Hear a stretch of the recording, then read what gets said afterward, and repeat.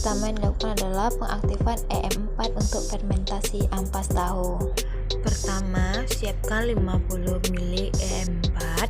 Di sini saya menggunakan perbandingan untuk 1 kilo ampas tahu, yaitu 5 ml EM4, 10 ml susu, dan 100 ml air. Selanjutnya, siapkan 100 ml susu kental manis.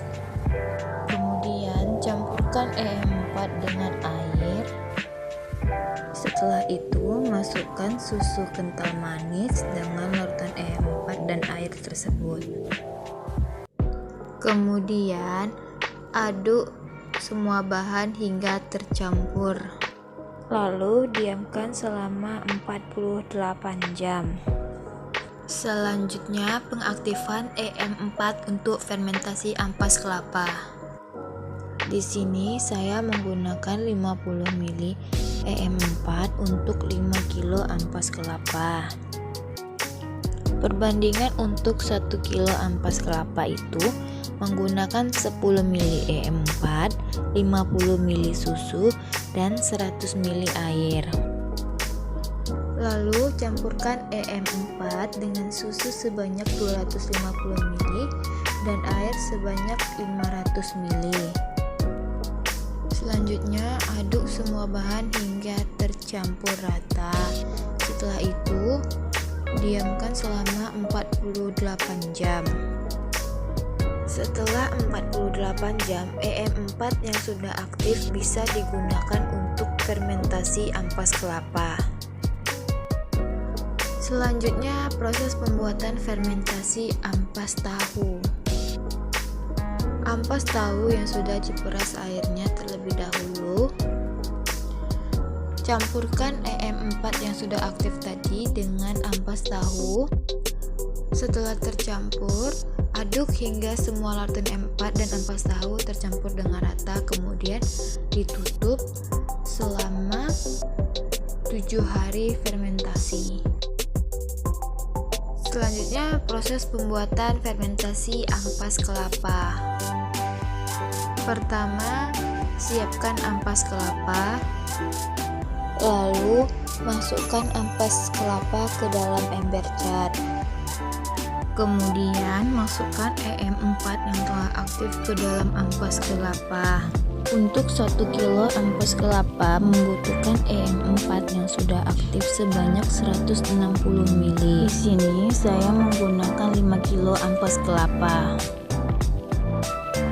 Kemudian, aduk larutan EM4 yang sudah aktif tadi sehingga tercampur rata. Setelah semua bahan tercampur rata, lalu tutup menggunakan plastik hitam dan diamkan selama 7 hari. Beginilah hasil fermentasi ampas kelapa selama 7 hari. Setelah 7 hari fermentasi, kemudian rendam hasil fermentasi dengan air. Dan pastikan semua fermentasi ampas kelapa terendam oleh air. Kemudian perendaman dilakukan selama 10 hari. Beginilah kira-kira hasil perendaman setelah 10 hari. Kemudian saring ampas kelapa yang telah direndam selama 10 hari. Dan inilah hasil setelah perendaman ampas kelapa selama 10 hari. Tahap selanjutnya, proses pencampuran media hidup cacing sutra. Pertama, masukkan lumpur kolam yang sudah dikeringkan sebelumnya. Lalu, masukkan hasil perendaman fermentasi ampas kelapa. Kemudian, campurkan hasil fermentasi ampas tahu ke dalam baskom yang berisikan lumpur kolam dan perendaman hasil fermentasi ampas kelapa seperti gambar di atas.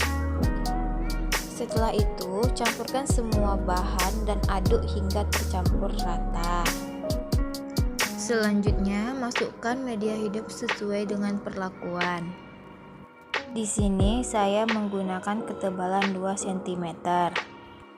Adapun komposisi untuk media hidupnya yaitu 50% lumpur kolam, 30% fermentasi ampas tahu, dan 20% fermentasi ampas kelapa. Setelah semua media dimasukkan ke dalam wadah, kemudian susun rapi di atas rak seperti ini. Setelah itu aliri dengan air.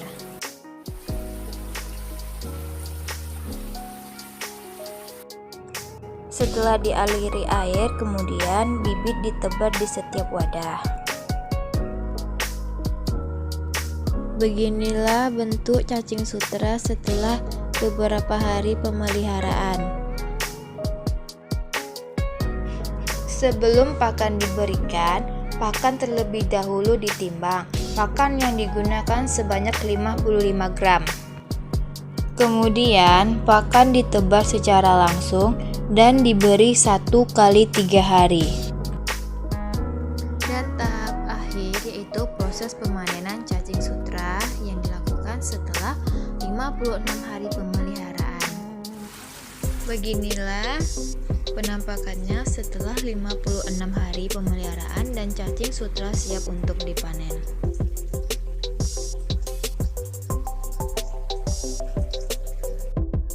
Proses pemanenan cacing sutra dilakukan secara langsung dengan menggunakan tapisan santan dan air.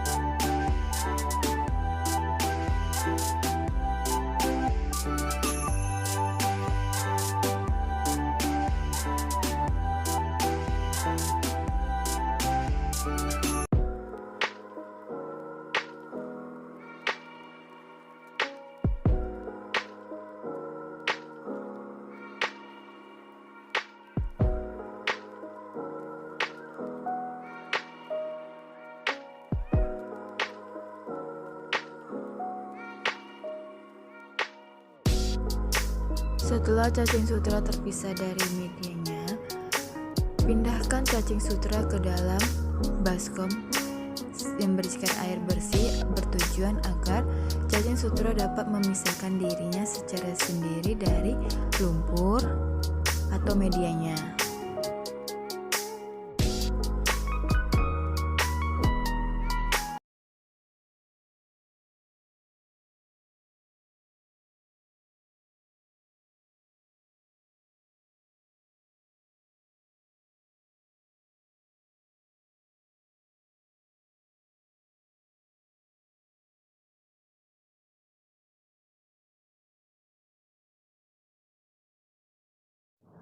Setelah itu, tutup menggunakan plastik hitam, tunggu beberapa jam agar cacing memisahkan diri dari media hidupnya. Setelah beberapa jam, cacing sutra akan berkoloni seperti ini dan kemudian akan dibersihkan lagi. Beginilah kondisi cacing sutra yang sudah siap untuk ditimbang.